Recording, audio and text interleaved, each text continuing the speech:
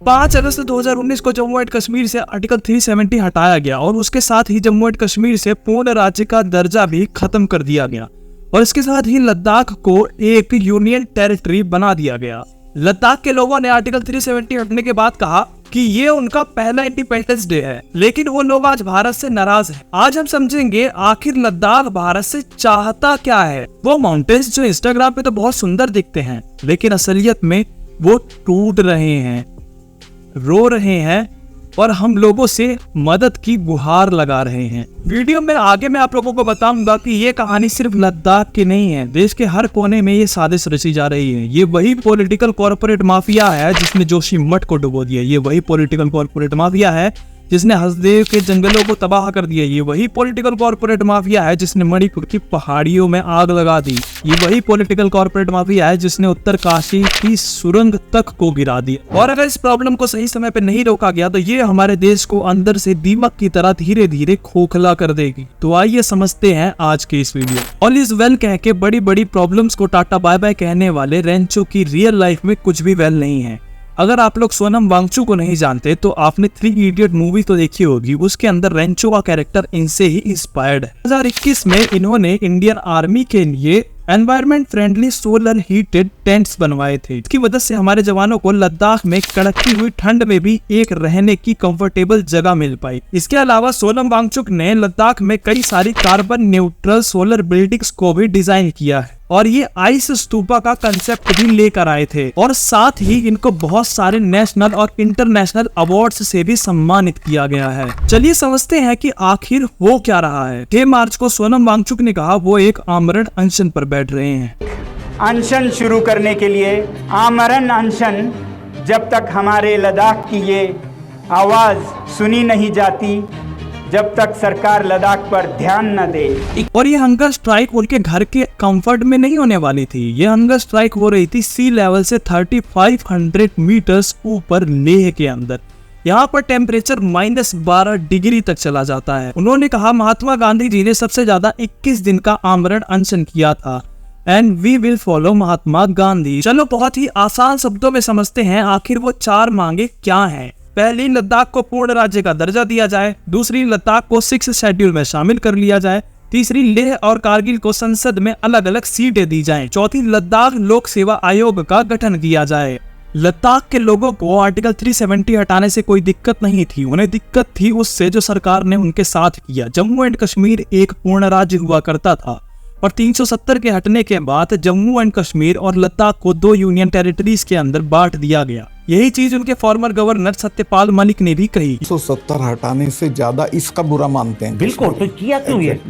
इसमें भी मेरी कोई सलाह नहीं थी, लेते तो मैं मना करता। यूं तो union territories directly central government के अंडर आती हैं, फिर भी यूनियन टेरिटरीज 2 तरह की होती हैं। सबसे पहली होती है विद लेजिस्लेचर और सेकंड होती है विदाउट लेजिस्लेचर। जैसे अगर हम दिल्ली का एग्जांपल लेके समझते हैं तो दिल्ली के लोगों के पास एक एक्स्ट्रा पावर है कि वो अपने लीडर्स को चुन सकते हैं। वैसे ही जम्मू कश्मीर को विद लेजिस्लेचर वाली यूनियन टेरिटरी बनाया गया, जबकि लद्दाख को विदाउट लेजिस्लेचर वाली, जिसका मतलब था लद्दाख को अब उनके चुने हुए लीडर्स नहीं ब्यूरोक्रेट्स चलाने वाले थे। इन सबका सिर्फ एक ही सॉल्यूशन था, वो था 6th शेड्यूल। चलिए अब हम लोग डिटेल में समझते हैं कि आखिर ये 6th शेड्यूल है क्या। दरअसल जब संविधान बन रहा था तो उस समय एक बहुत बड़ी समस्या थी कि ट्राइबल एरियाज को भारत की मुख्य भूमि से कैसे जोड़ा जाए। मुख्य रूप से नॉर्थ ईस्ट बेल्ट को। नॉर्थ ईस्ट बेल्ट के अंदर डाइवर्सिटी बहुत ज्यादा है, वहाँ पे हर थोड़ी दूर में एक नई ट्राइब सामने आ जाती थी। वहाँ एक तो ट्राइबल डाइवर्सिटी बहुत ज्यादा थी, दूसरा उनका मुख्य भारत के साथ उतना गहरा जुड़ाव नहीं था। हालांकि वहाँ पे कुछ फ्रीडम फाइटर्स थे जिन्होंने फ्रीडम स्ट्रगल के अंदर पार्टिसिपेट किया,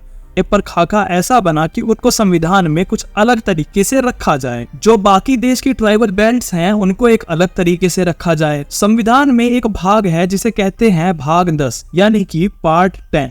इसके अंदर एक ही आर्टिकल है और उसके 2 पार्ट्स हैं। आर्टिकल है 244, उसके अंदर 2 पार्ट्स हैं। 244(1) जो असम बेल्ट को छोड़कर सारे देश के ऊपर लागू होता है, जिसे 5वीं अनुसूची भी कहा जाता है। दूसरा है 244(2) जिसे 6th शेड्यूल के नाम से भी जाना जाता है, जो कि असम वाली बेल्ट के अंदर जितने राज्य हैं उनके ऊपर लागू होता है। जब अब असम के टुकड़े हुए तो अब संविधान के अंदर लिखा गया है असम, मिजोरम, मेघालय, त्रिपुरा। जहाँ पे बड़ा इलाका होता है उनको मिला के तो एक ट्राइबल डिस्ट्रिक्ट यानी कि ऑटोनोमस डिस्ट्रिक्ट बना दिया जाता है। यहाँ पर जनसंख्या उतनी ज्यादा नहीं है और एरिया उतना बड़ा नहीं है, उनको ट्राइबल रीजन बना दिया जाता है। ट्राइबल एरियाज का कंसेप्ट छठी अनुसूची के अंदर है। छठी सूची में जो ट्राइबल डिस्ट्रिक्ट बनाए जाते हैं, हालांकि उनके ऊपर केंद्र सरकार और राज्य सरकार का अधिकार तो होता है, लेकिन जो काउंसिल होती है उसके पास लेजिस्लेचर, एग्जीक्यूटिव और जुडिशियरी से जुड़े कुछ क्षेत्र के अधिकार चले जाते हैं और वो उनके ऊपर नियम कानून बना सकती है और जिले को अपने अनुसार चला सकती है। काउंसिल्स के पास बहुत अधिकार होते हैं, वो अपने तरह से उस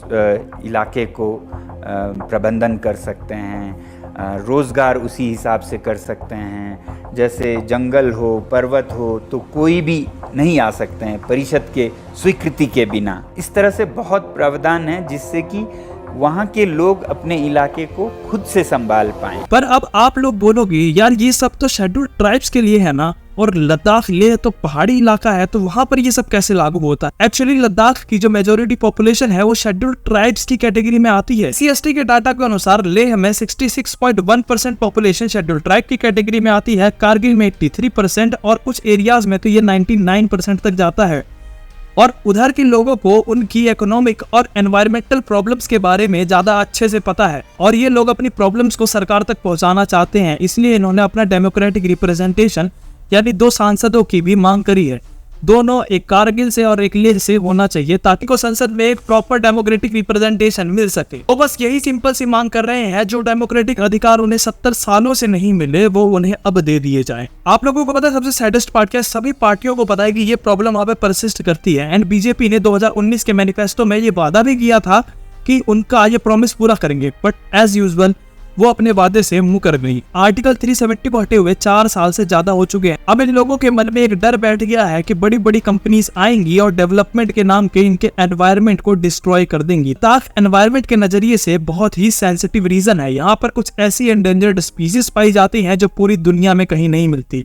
इनका पानी इतना ज्यादा साफ होता है जितना आपने शायद ही कहीं देखा होगा। लोकल पॉलिसी मेकिंग में भी इनको इंक्लूड नहीं किया गया है। बस फर्क इतना है, पहले इनको कश्मीर से मांगना पड़ता था और अब सेंट्रल गवर्नमेंट से मांगना पड़ता है। सोनम वांगचुक सर कहते हैं कि 6000 करोड़ का फंड एलोकेट किया गया था लद्दाख के लिए, बट असल में वो यूटिलाइज ही नहीं हो पाया क्योंकि ये सब ब्यूरोक्रेट्स के हाथ में था कि कब और कहां और कितना खर्च करना है। 12,000 जॉब्स का प्रॉमिस देकर मात्र 800 जॉब्स दी गई थी। इन्हीं सब फैक्ट्स की वजह से लोगों का भारत सरकार से विश्वास उठता जा रहा है और ये प्रोटेस्ट एक समय का नहीं, बहुत ही लंबे समय का परिणाम है। आप लोगों को क्या लगता है और आपके क्या थॉट्स हैं इस सब के ऊपर? वो पहाड़ जो इंस्टाग्राम पे, रील्स में और मूवीज में देखने में तो बहुत सुंदर लगते हैं, पर जब उन पहाड़ों को हमारी जरूरत है, वहां के लोगों को हमारी जरूरत है, तो हम लोग उनके लिए आगे नहीं आते, हम लोग उनके साथ नहीं खड़े होते।